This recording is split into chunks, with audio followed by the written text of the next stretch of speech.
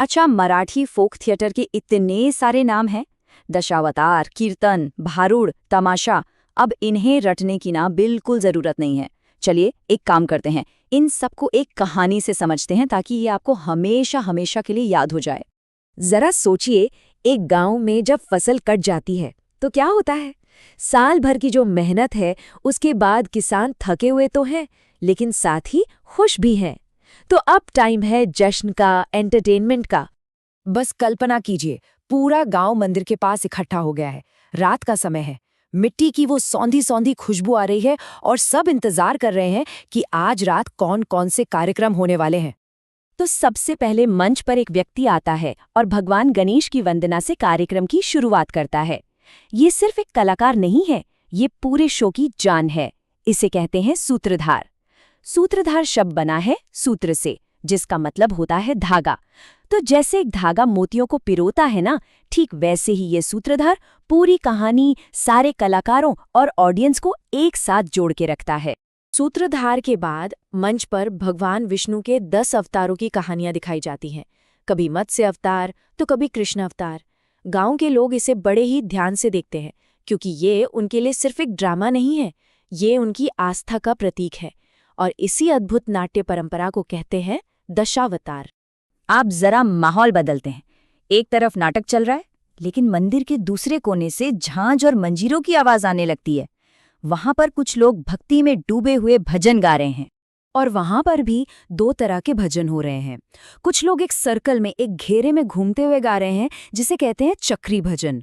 और वहीं कुछ लोग भजन के साथ साथ एक्टिंग भी कर रहे हैं, कहानियों को दिखा रहे हैं, उसे कहते हैं सोंगी भजन।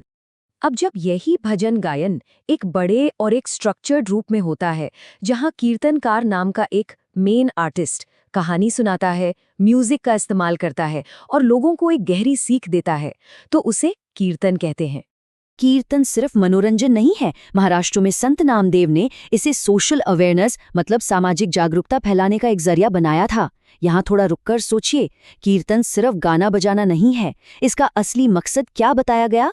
इसका असली उद्देश्य था लोगों को एजुकेट करना, उन्हें सही और गलत के बारे में बताना।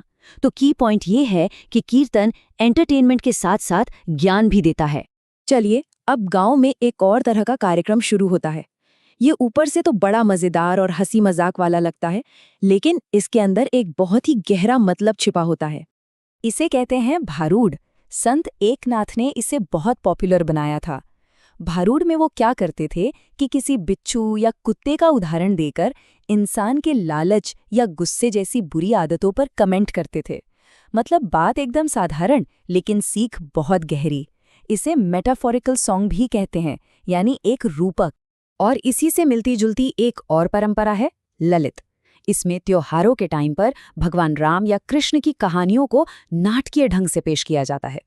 चलिए, अब मंदिर से निकलकर गांव के चौक पर चलते हैं। यहाँ का माहौल बिल्कुल अलग है।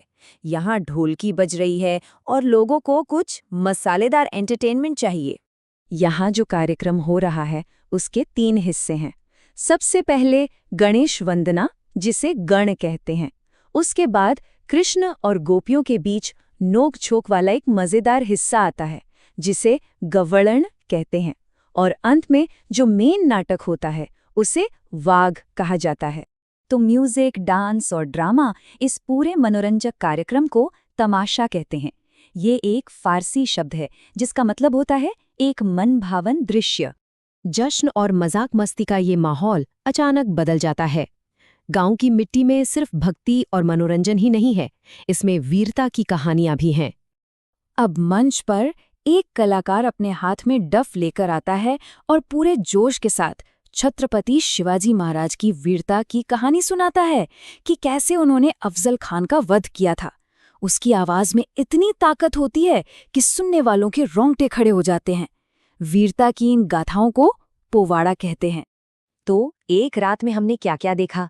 हमने मंदिर में दशावतार देखा, कीर्तन से ज्ञान लिया, भारूड की पहेलियां सुलझाईं, तमाशा का आनंद लिया और पोवाड़ा सुनकर गर्व महसूस किया। ठीक है, कहानी तो समझ आ गई। अब बात करते हैं सबसे जरूरी मुद्दे की, कि अगर बोर्ड परीक्षा में इस पर सवाल आ जाए तो पूरे अंक कैसे लाएं। अब हम इन सभी कॉन्सेप्ट्स को परीक्षा में लिखने के लिए जो सटीक टेक्स्ट बुक वाली भाषा है उसमें समझेंगे। अगर दशावतार पर सवाल आता है तो ये 3 पॉइंट्स जरूर लिखें। पहला, it is rooted in the Konkan and Goa region. दूसरा, the theme is the 10 incarnations of lord Vishnu. और तीसरा, the sutradhara is the central narrator and director. कीर्तन के जवाब में a medium of social awareness ये कीवर्ड जरूर लिखें और सेंट नामदेव का जिक्र करें। भारूड के लिए मेटाफोरिकल सॉन्ग ये टर्म बहुत जरूरी है। इसका उद्देश्य है स्पिरिचुअल एंड एथिकल एजुकेशन और इसमें सेंट एकनाथ का नाम लिखना है। तमाशा के बारे में लिखते समय इसके तीनों हिस्से समझाइए। गण यानी इन्वोकेशन, गौड़न और वाग यानी द मेन प्ले। और पोवाड़ा के लिए इसे dramatic narration of heroic deeds बताइए और उदाहरण के तौर पर the killing of Afzal Khan का पोवाड़ा लिख सकते हैं। तो इस तरह एक गांव की कहानी से शुरू करके हमने उसे परीक्षा में लिखने लायक जवाबों में बदल दिया। यही मराठी लोक रंगमंच की आत्मा को समझने का सबसे अच्छा तरीका है।